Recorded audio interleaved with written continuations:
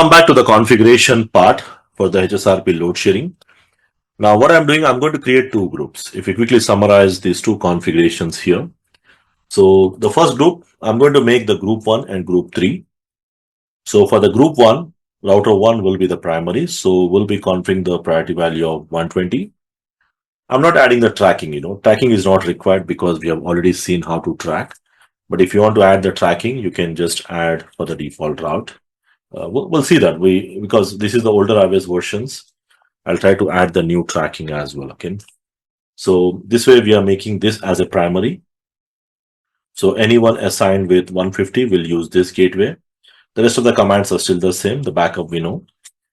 Now, additionally, what I'm doing, I'm going to add another group on the same interface. Remember, the same interface F0 by 0 is configured with two different groups. And these two groups will be same IP. Obviously, they're in the same subnet. So 1.160, whereas this will be the priority anyone uses. It's the same reverse configurations. Okay, the default gateway is 160. In terms of verifications, we'll use standby brief to verify, and then we'll simulate with the trace commands to do the verifications. Okay, so let's get into that. The configuration part, I'll quickly go to the router 1 and the router 3, and we'll remove the previous configurations what we did, and we'll try to add the configurations. Okay, so this is my router 1 and the router 3. So if we quickly go back, interface G0 by 0 on the router 1, we already have the standby configurations. So I need to simply, either I can just continue with the same number, but what I'll do is I'll try to remove them because that's going to be confusing. So we'll simply say no standby 12. And hopefully once I do this, all the standby configurations are gone. So let's get back to the router 1 and the router 3. The same thing, I'll do it on the router 3 as well. Interface G0 by 0, no standby 12. So which will automatically remove all the configurations what we did, which means the HSRP has been disabled. So I'm going to configure the new standby group. So I'm going to say standby group number 1. The IP address is going to be 192.168.1.150. And then the priority value 120, and then the preempt. Okay, so I'm not going to configure the tracks will take some time. We already seen how to enable the tracking.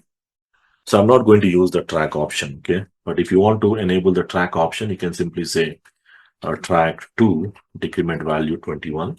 The same thing, assuming the track is already configured, because if you remember, the track 2 is already configured in the existing configuration. So if you just check show run include track, we do have the track 2 which is already configured. You can see the reachability for the default route. So I can add the same track object on the router 2, and I can use it for both the groups. Okay. Now once we do this, next I'm going to enable another standby group on the same interface. This time I'll be using a different IP, and then enable the preempt because the primary on the opposite side.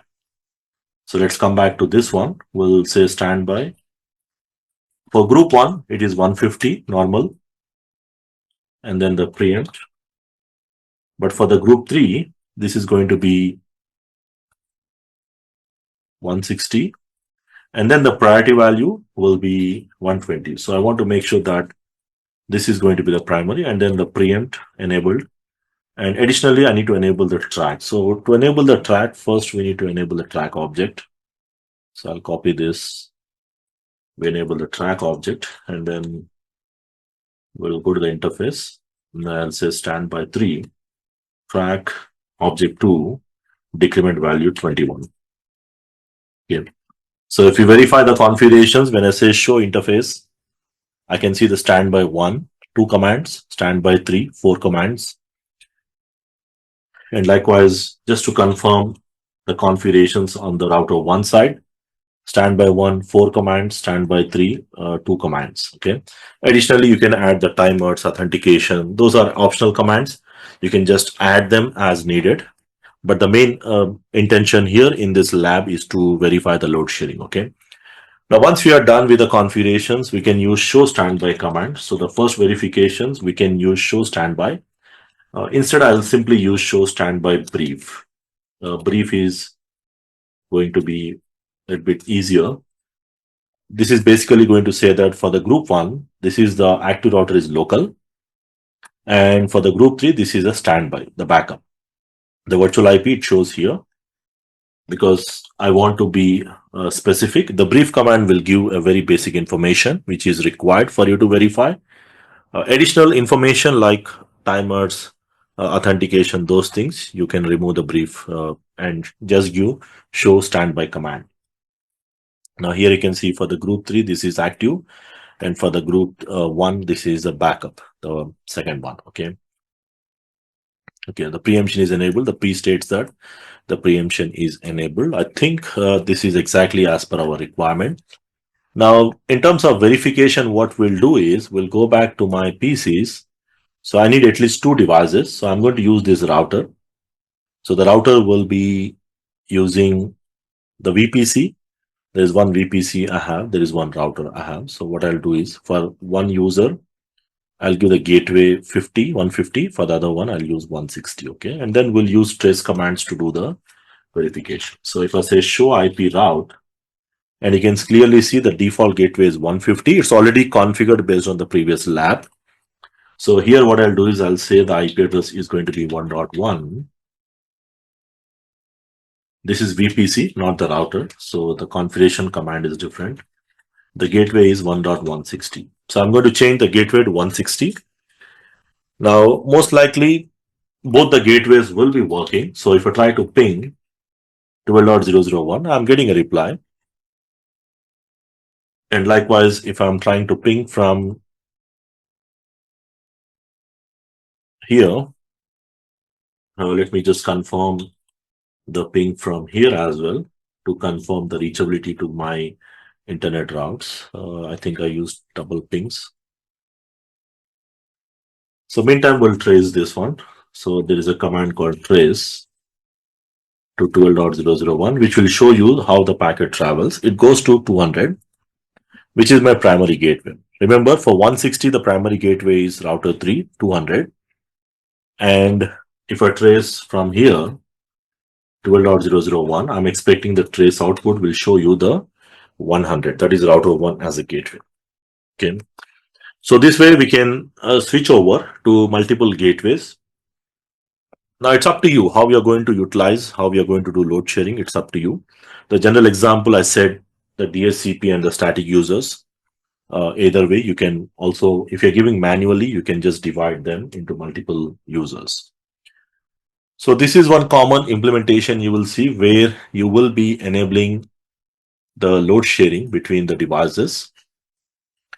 And the main advantage already I discussed, this will improvise the performance, this will minimize the resources. And of course, the redundancy is already there. The load sharing is something additionally we are adding on the top of the redundancy options.